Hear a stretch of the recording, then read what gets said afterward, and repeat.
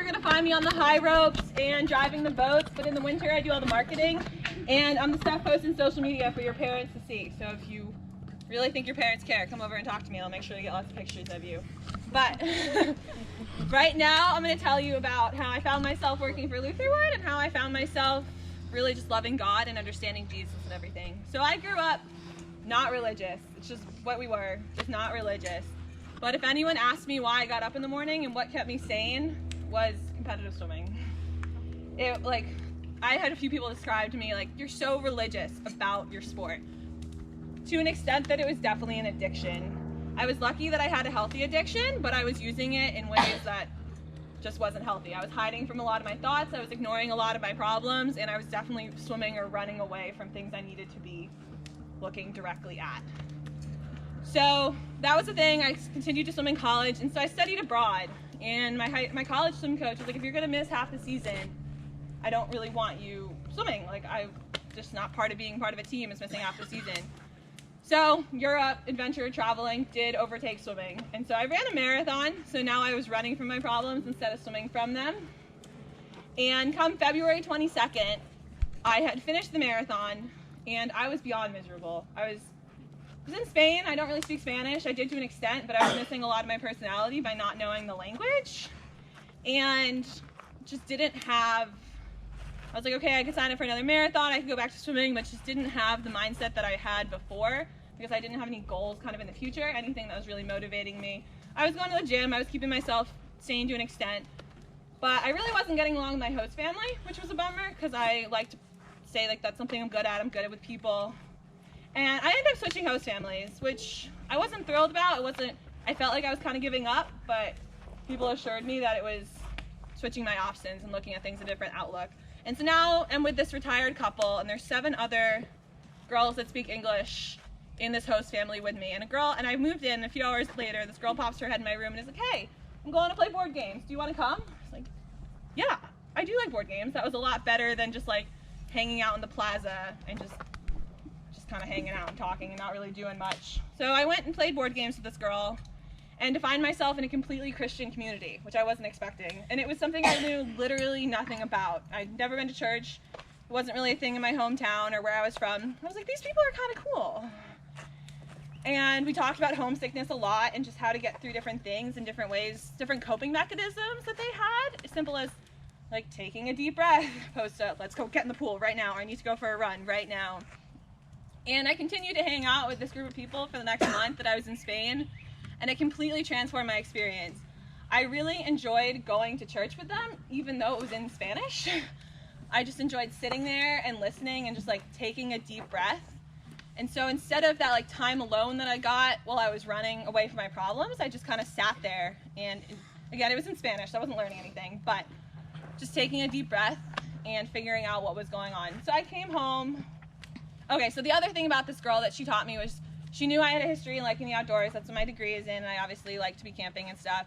And so she told me this story that she'd heard that was, so now everybody, we're in a complete blackout snowstorm, or whiteout snowstorm, and it's just a terrible situation, and you really just don't know what else to do. There's nothing you can do. You don't know up, down, right, left, what are you going to do? And so you just sit down and pray. This is like not a religious person. So now this person's praying in the snow, and suddenly a fireman comes out of nowhere. Is that because you asked for help, or is that just because a fireman showed up? And I fully believe it was because they asked for help. So as I've been following my faith story and trying to figure everything out, just kind of coming back to that story, and like, okay, like if I ask for help, or if bad things happen, like sometimes that's what happens, but I'm trusting God and that He knows what to do. So now I'm home, I'm back at school, and I ended up finding the college ministry, and really enjoyed it. It was just like Sunday evenings, the people were nice.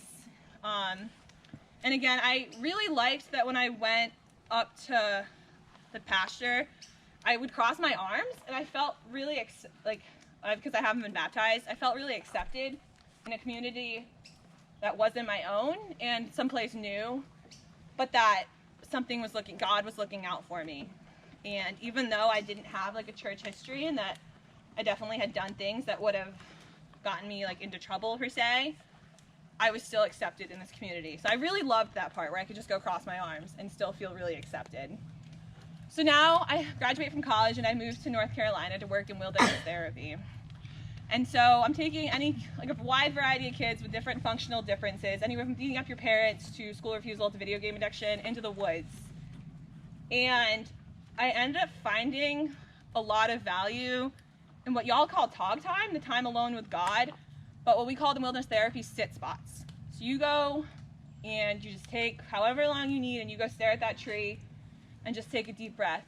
And a lot of the kids I worked with kind of talked about praying, and not necessarily like talking to God, but just talking to anything that was out there. And I just really valued that, and I was like, okay, like, so everyone can find value in God even if he doesn't. Like, he can mean many different things. And I just really respected that. And so I started working the fall season, just kind of like on my off time for this Christian camp, and ended up finding just really great people and started going to church again just by being invited with them. And started reading the children's, like the Spark book of like the Bible, just because I really didn't have a background in it and I didn't know what to make of it. And one of my friends there just walked me through a lot of Bible lessons, and again, like finding a lot of comfort in it. And so now, again, I'm like, okay, trying to figure out what I'm doing in my life. I don't love wilderness therapy. I don't love what I'm doing. And was thinking about, I just need to go back to summer camp and take a deep breath. And this job kind of wasn't presented in front of me. And I had to ask my friends what Lutheran was. But they assured me that it was probably what I was looking for. They were like, we don't want to get your hopes up or anything, but we think that's a community you'll fit in really well. So with their blessing, and just kind of like, okay, I guess I'm moving across the country, because I was at that point in my life that I should do that, I came out here. And this is the first time I've really been immersed in outdoor ministry, and I've enjoyed it a lot more than I was expecting, because in wilderness therapy it was outdoors, like with some God involved, but here I really like how they really come together, and there's just a huge value. Like the things that I used to get from going for a run, so like that time alone to like take a deep breath, like I still get when I go running, but now I'm not running from my problems as much because I know I have God behind me, slowly like helping me through and figuring it out, and I've been able to put like a healthy mindset on all my rather like addictions essentially. And so I've been here, I came here kind of like 2 weeks before y'all got here, but all the counselors got here, but then staff training was really when I felt like, okay, this is for me. I love singing the faith stories. I love sitting around this campfire and just enjoying the outdoor ministry, but still being able to go live my life and know that God's behind me and that I'm okay. Like bad things happen, that happens, but it's just been really refreshing. Thank you.